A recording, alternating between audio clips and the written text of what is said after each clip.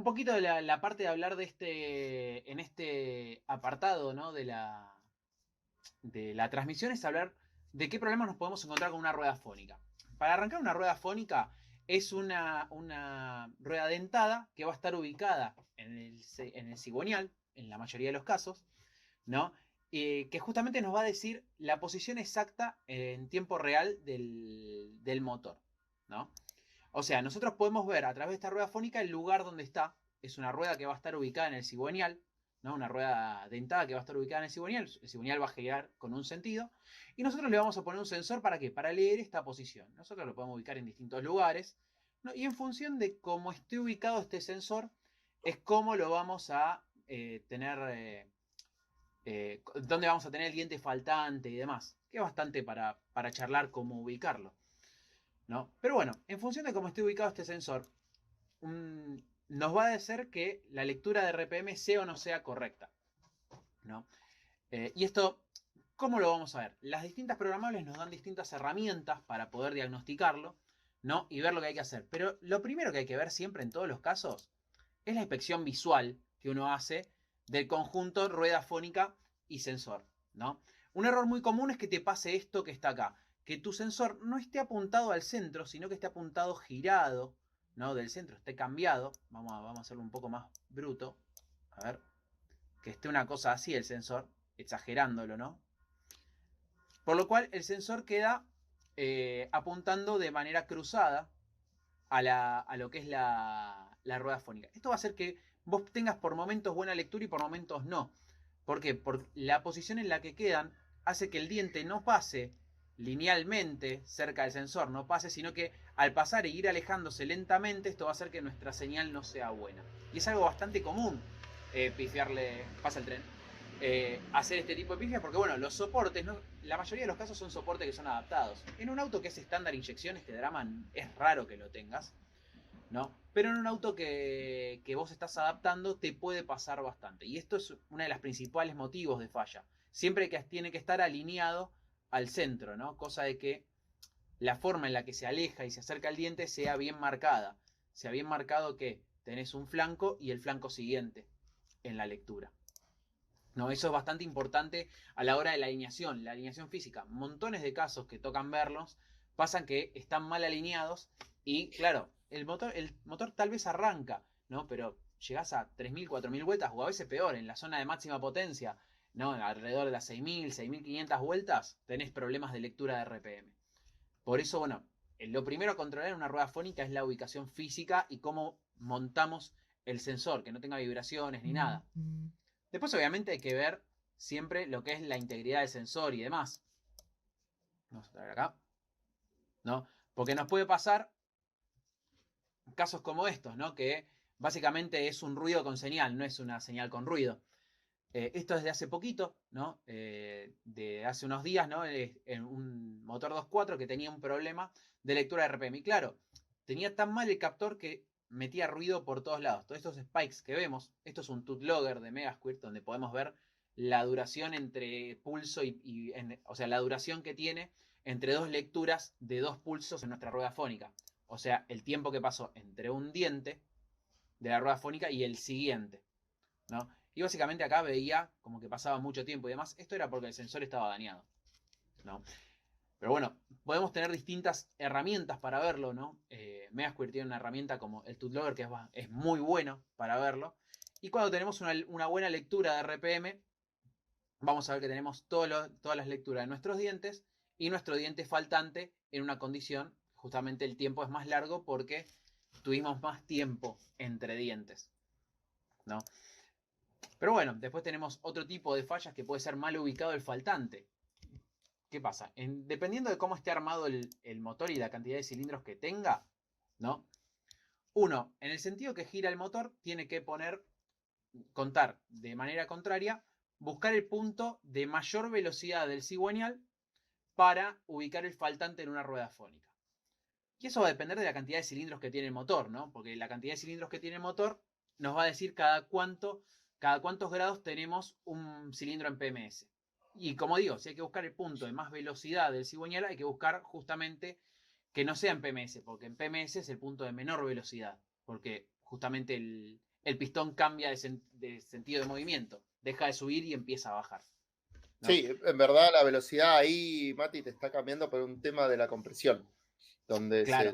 le baja la velocidad porque el burro, ¿no? De hecho, es notable cuando un auto tiene poca batería, como se siente el y ahí estamos viendo las compresiones, ¿no? De hecho, en el Tooth no se rían de mi onomatopeya, en el Tooth sí, que yo muchas veces lo hago en los cursos, le sacás una bujía, ¿no? Obviamente sin encendido, sacás una bujía, dejás un cilindro sin compresión, al ver las montañitas, las compresiones, ves, te das cuenta, vas a ver que hay uno que falta, que es ese que no tiene porque no se frena. Se puede ver que pasaste vos el otro día, se ve más claro justamente las compresiones de motor y los Claro. puntos en los cuales es más rápido. Y justamente en la zona donde es más el cigüeñal, la velocidad angular es más rápida, es cuando los pistones los tenés a mitad de carrera o aproximadamente por ahí, ¿no? ¿Qué pasa? En ese lugar es donde hay que ubicar el faltante, ¿no? En la zona de mitad de carrera. Por eso, como digo, uy, pifié. Acá está, ahí lo traje. Por eso, bueno, dependiendo de la cantidad de cilindros, va a ser a qué ángulo va a estar. Por ejemplo, en un 4 cilindros que tenés un PMS cada 180 grados, el faltante se recomienda que esté a 90 grados. ¿A 90 grados en qué sentido de giro? Bueno, en sentido siempre contrario al que... en el mismo sentido en el que gira el motor. O sea, primero tiene que pasar el faltante y luego tiene que llegar la compresión de ese cilindro, ¿no? Por eso, si esta es nuestra rueda fónica y este es nuestro sentido de giro del motor y acá está ubicado nuestro sensor, nosotros vamos a ubicar el faltante a 90 grados. En el caso de ser un 4 cilindros. En el caso de ser un 6, vamos a ubicarlo a 60 grados. En el caso de ser un 8, a unos 45 grados. Esos son los lugares óptimos. No significa que eso, si vos lo ubicás, por ejemplo, a 0 grados, no vaya a funcionar. Por ejemplo, este Tooth Logger que estamos viendo acá, que justamente es uno que pasó a Lean, el faltante se ve claramente que está en la zona de menor velocidad, o sea, justo coincide con un punto muerto superior, y aún así el vehículo arranca y funciona. ¿Es óptimo? No, pero bueno, no significa que no vaya a funcionar. Claro, porque también es una cuestión de entender cómo es que la EQ programable, ¿no? ¿Qué es lo que mide? O sea, por cuestión fundamental, lo que hace a nivel electrónica es medir tiempos de cambio de estado. Estoy en alto, estoy en bajo, de tal tiempo a tal otro tiempo. Entonces, ¿qué pasa? De hecho, para eso es el faltante. ¿Para qué? Para tener un intervalo de tiempo mayor, notable, que puede encontrar la referencia. ¿Qué pasa? Como los tiempos se van, en la compresión los tiempos se van alargando progresivamente, puede ser que incluso el faltante me quede oculto o no lo llegue a encontrar o lo que sea, y ni hablar si estoy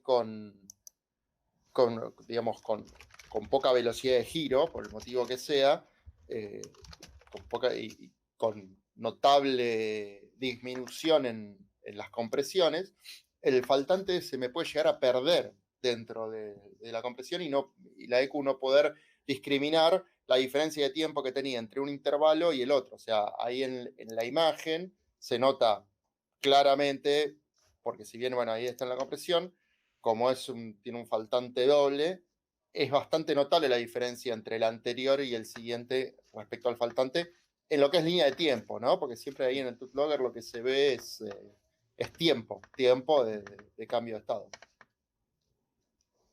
Claro, y bueno, después... Dale, Nico. Nico. ¿Qué tal? Buenas tardes, profesor.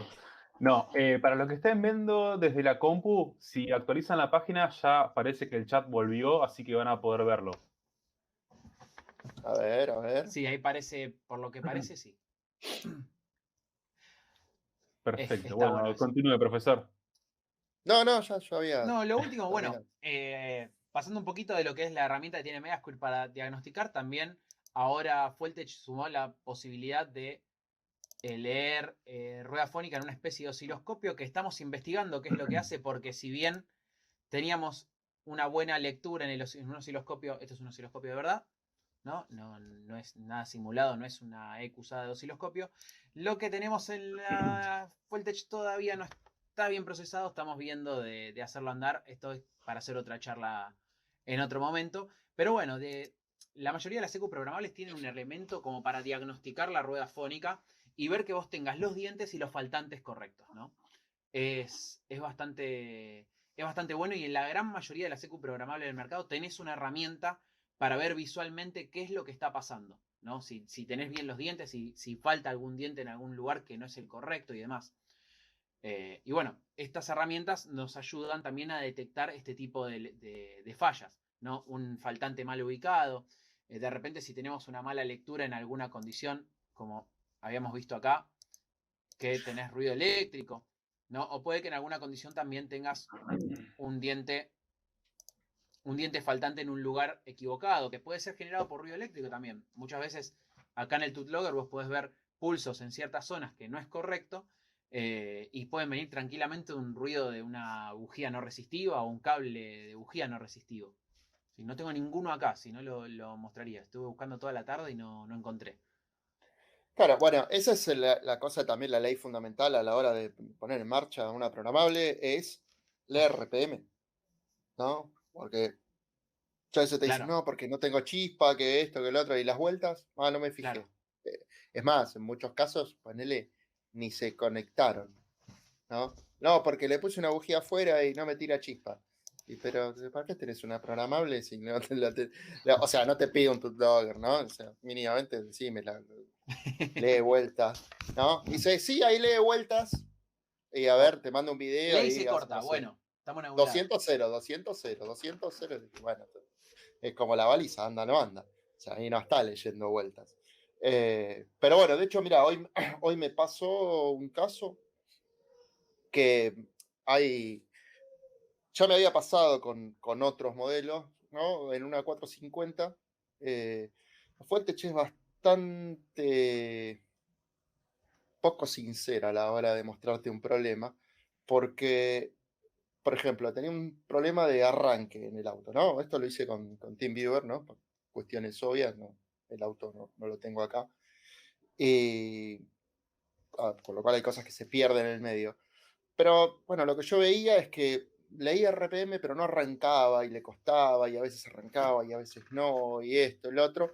Y bueno, era la 450 y estaba configurada de una forma la rueda fónica. Cambio de la configuración, plum, anduvo. Y RPM tenía, y RPM funcionaba, digamos, pero ya me ha pasado, y eso lo he diagnosticado, que te marca RPM, pero no está teniendo sincronismo, con lo cual no tenés chispa, con lo cual le vas a dar hasta que el burro se cocine, y vos pensando que, listo, tengo RPM, va a arrancar. Entonces, bueno, en algunos casos es bueno no asumir, ¿no? Como toda cosa de diagnóstico, no asumir que decir, bueno, tengo RPM, entonces, sobre todo si es un caso que tengo experiencia de saber que, si bueno, ok, sé que, por ejemplo, en este caso, ya me había pasado, por ejemplo, no sé, en arranque, también un FT configurando mal el flanco, que me leía RPM, pero no me tiraba chispa. Si no lo pones con el probador de chispa de afuera, una bujía y todo, te podés llegar a renegar bastante. Pero Bueno, a mí bueno, me pasó. siempre son cosas de la experiencia, ¿no? De ir Bueno, a mí me pasó en teniendo. un caso de una FT, también una 450, que estaba configurada 62 y el auto tenía una 36.1. ¿Entendés? Y lo mejor de Sí, todo es que eso marcaba está. RPM. ¿Entendés? Te marcaba RPM y era lógico lo que marcaba. O sea, con el burro marcaba alrededor de 260, 270 vueltas, lo cual es un valor lógico para un burro de arranque, pero sin duda no tenías encendido y no arrancaba. Sí tenías inyección.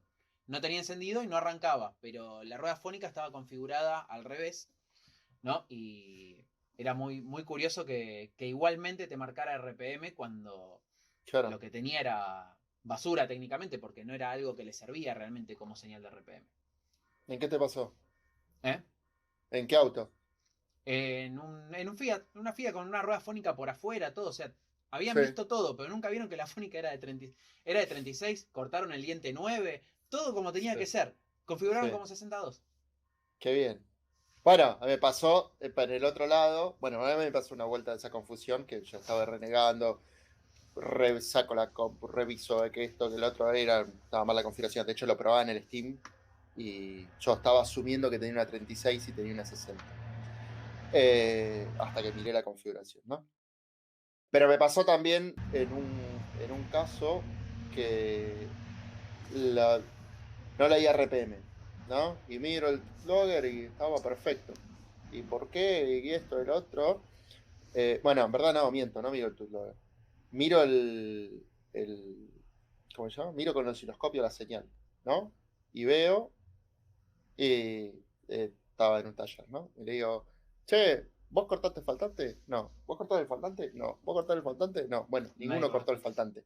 No tenía faltante, estaban los 36 dientes, obviamente no encontraba referencia, se le complicaba y medio como que quería leer, ¿no? Porque al principio por ahí te lee, porque lee a veces con el simulador de máquina de coser que tengo acá, si lo muevo entre diente y diente para un lado y para el otro, llega a leer RPM, obviamente no está sincronizándose, no inicia secuencia, lee y se corta. Pero bueno, pasan esas cosas y muchas veces pasa cuando asumís que decís, no, bueno, esto está bien, es el peor de los problemas, cuando asumís, listo, este es el problema, o esto está bien y no lo chequeaste. Y ahí podés mover o cambiar un montón de cosas y después el problema es volver atrás.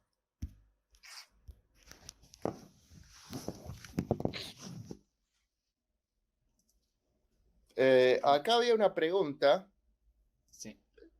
que decía, si por el ruido electromagnético, si los cables no son mallados, corta la señal de RPM.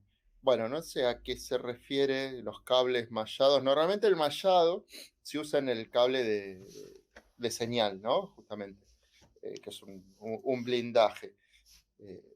Después el ruido puede ser por distintos motivos, o sea, por más de que, bueno, tengas todo mallado, si le pones bujías sin resistor y cable de cobre de alta tensión, en los cables de alta tensión, y seguramente ruido se va a meter igual.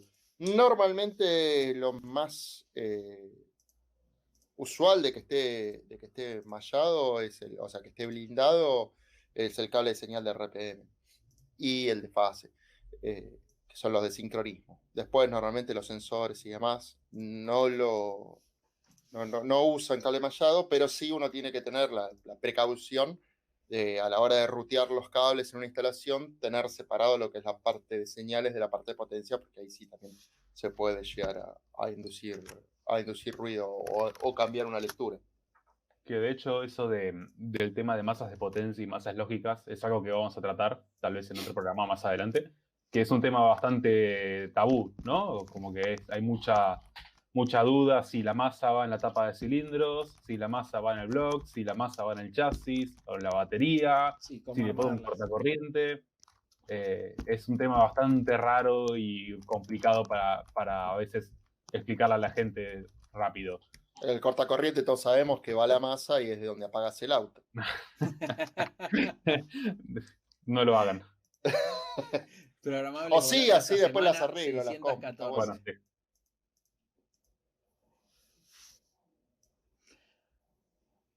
Así que bueno, más o menos esto era ver un poquito de lo que eran fallas con ruedas fónicas y lo que comúnmente se suele encontrar, ¿no? Lo que es en los temas que tenemos era ver un poquito y ver cómo entender un poquito un tooth-logger o cómo entender una falla y cómo no necesariamente asumir que tener una falla de lectura de RPM viene sí o sí de la mano de la rueda fónica, sino que también pueden ser los elementos externos, como ser el ruteo del cableado, también una bujía, ¿cómo se llama? O un cable, una bobina defectuosa, ¿no? Sí, claro, con fuga. Con fuga, ni los quilombos que tiene. Sí, o pasar el cable del captor por el costado de la bujía, de las bobinas y los cables porque queda más cómodo. O tener el auto con el cargador de la batería y que justo el cable de RPM te pase por ahí. También. O que meta quilombo también el cargador, muchas veces, o sea, cuando sí. es algo clásico, ¿viste? Está con poca batería porque se le cansaron de darle y demás, está y no le damos que esto y el otro, siempre lo conveniente. más allá de que el cargador algún quilombo te puede llegar a meter y bueno, después me caen las compu para arreglar, es que la batería recuperarla y tratar en la medida de lo posible de tener el cargador cortado a la hora de darle arranque. De Sí, hecho, mismo a la hora de dar preferentemente, contacto ya. claro, preferentemente cargar la batería sin contacto o mejor aún, desconecto un borne de la batería y cargo la batería directamente desvinculada con un polo del auto. Hay una buena pregunta ahí que dice, ¿los Ferrazis qué tal se llevan con el ruido? Lo aman al Oh, ruido eléctrico. hermoso, hermoso. Se llevan muy bárbaro los cables Ferrazzi con el ruido eléctrico. Les encanta. Sí. Igual, o sea, tampoco, si no te gusta escuchar AM, perfecto, ponelos que va a estar bien. Te bloquea todo tipo de señal de AM. Claro. Debo Sí, reconocer que cada tanto, alguno que otro quedan dando. No tenés drama, pero son los menos. Son los menos. sí, bueno, pero también podés jugar a la lotería o al loto y por ahí pegarle, ¿no? O sea, hay mejores cosas para tener un poco de claro, adrenalina en la vida. si vamos a usar posibilidades, por lo menos que tenga otra cosa. Me pasó, cortita anécdota, un Alfa Romeo Q4, ¿no? Ya de Nos por sí roba toda la sección de complicado. anécdotas. ¿No? Lo había instalado, lo había puesto a punto, listo, estaba andando bien. Bueno, el auto se fue, lo usó, después le hice unas modificaciones, me lo trae, bueno, o sea, viene para acá, para casa, salimos a probar. Salía por el parabrisas como fallaba más o menos. Salimos de acá, de casa, llegamos a Escobar, paro en la estación de servicio, levanto el capó, ¿no? Digo, a ver qué pasó, ¿no? Porque, nada, me subí al auto, conecté la compu y salimos. Fallaba, digo, esperá, vamos a dejar de renegar, ¿no? De darle, déjame, a ver, para la estación. Levanto el capó, miro los cables Ferrazzi, ahí, bien naranjita. Y yo digo, no, acá tenés el quilombo. No, pero son nuevos. Sí, no, pero este es el quilombo. No, pero si los puse ahora y me salía tanta plata. ¿Tenés los cables que tenía antes? Sí, ponéselo. ¿Y qué pasó? Le puso los cables viejos y no tuvo problema. Ese es un gran mito también de los cables de competición, porque de esa forma sí tengo más chispa, más en una inyección, en un sistema de encendido, que ahora tendríamos que hablar de eso, es más lo que tengo para perder por cable, bujía y demás, que lo que puedo llegar a ganar en potencia de chispa. La potencia de chispa me pasa más por otro lado que si le pongo tal cable o tal tipo de bujía especial. Bujía, bueno, yo también del motor, su grado térmico y el tipo. Y una cuestión sobre las bujías, que de hecho también tenemos una preguntita por ahí que la perdí. Acá está. ¿Qué tipo de bujías van bien con una Fueltech? Bueno, en realidad es un tema de qué bujía va bien con una autoinyección. Claro, Tenga o no tenga programable o la marca, la bujía no va a es la reconocer. misma física. Claro, la física es la misma. Y no tiene puntos de vista ni opiniones, por suerte. Bujía resistiva, no hay mucha vuelta. Modelo que lleve el auto, después vemos si grado más frío, depende de la preparación, de lo que estemos armando, pero la ley es una bujía con resistor incluido para eliminar temas de ruido eléctrico por el sistema de encendido. Pero eso aplica a cualquier sistema de inyección, no importa si es programable o no, con los autos originales pasa lo mismo. Sí, de hecho a veces pasa que y lo he visto, le ponen bujía sin resistor y anda. Pero anda también, ¿viste? Porque por ahí pones un Ferrazzi y funciona, bueno, esto es lo mismo. Hay una bujía sin resistor, funciona, pero no es que, digamos, no, pero yo vi tal auto que tenía bujía sin resistor, entonces puedo poner bujía sin resistor. No, le anduvo porque de pedo le anduvo Bueno, y por ahí tiene una falla y no se está dando cuenta que viene por ahí. De esas, yo estuve presente en una tirada en un banco, un auto, Fiat, lo tiran en el banco con las bujías resistivas correctas, grado térmico correcto, el auto hace X potencia, digamos 160 HP. Le ponen esas bujías, claro, más frías, las NS2, que no resistivas, esas de recontra hipercarrera. Claro, el auto en teoría había ganado 6 caballos, que era bastante en el número, ¿viste? Y hay un montón de cosas que te pueden hacer variar esos 6 caballos. Tal vez el tiempo que tardaste se enfrió la caja, te cambió la pérdida. Hay un montón de variables. Se enfrió la sala. Claro, un montón de cosas. La cuestión es que al otro día vamos al autódromo, voy, y el auto llegaba al cuarto a fondo y pasaba en un cilindro. ¿Viste? Vos ves el datalog y claro, el auto hasta las 7000 y pico de vuelta iba bien. Donde tenía carga en serio, que ibas en un cambio alto y demás, y la potencia la necesitas, ¿no? Se iba todo al carajo. Le sacamos, le pusimos la bujía y el auto empezó a hacer el tiempo de nuevo. Le sacamos las Champion en S2 y le pusimos la bujía correcta, ¿no? La misma que tenía antes, con la que banqueó 6 caballos menos, y el auto empezó a pasar en 4 cilindros al fondo y demás. Es más, perdió la última del repechaje el auto. Bueno, ahí también es un tema que es la carga, y nos vamos perfilando, la carga en el cilindro, la presión en la cámara de combustión, la tensión necesaria, ¿no?, para el salto de chispa depende de eso, ¿no? Depende, ¿verdad? Depende del medio dieléctrico que tengo en la cámara de combustión, y eso me va a depender de la presión que tengo y también del combustible. Por ejemplo, también me ha pasado un auto con turbo, ¿no? Un Brio era.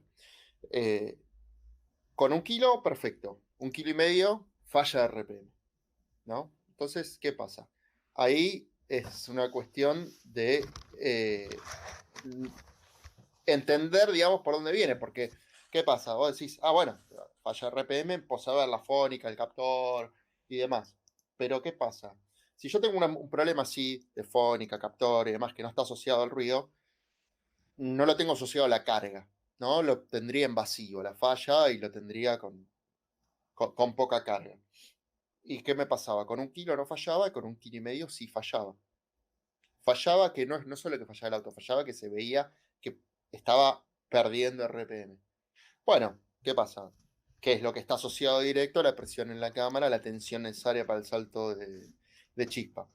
Le cambiamos los cables de bujía, le pusimos otro de un auto que estaba en el taller, le cambiamos los cables, cambiamos eso nada más, dejó de fallar. ¿Por qué? ¿Qué pasaba? Obviamente debía estar a la tensión que estaba llegando con 1,5 kilos, la tensión necesaria para el salto de chispa, hacía que fugue, que emitan, que tenga una emisión electromagnética mayor, o que tenga, ¿cómo se llama? O que tenga alguna fuga a masa, y nada, traía ese ruido. Entonces, si bien perdía RPM, no era una cuestión del captor en sí, sino que estaba asociado al ruido.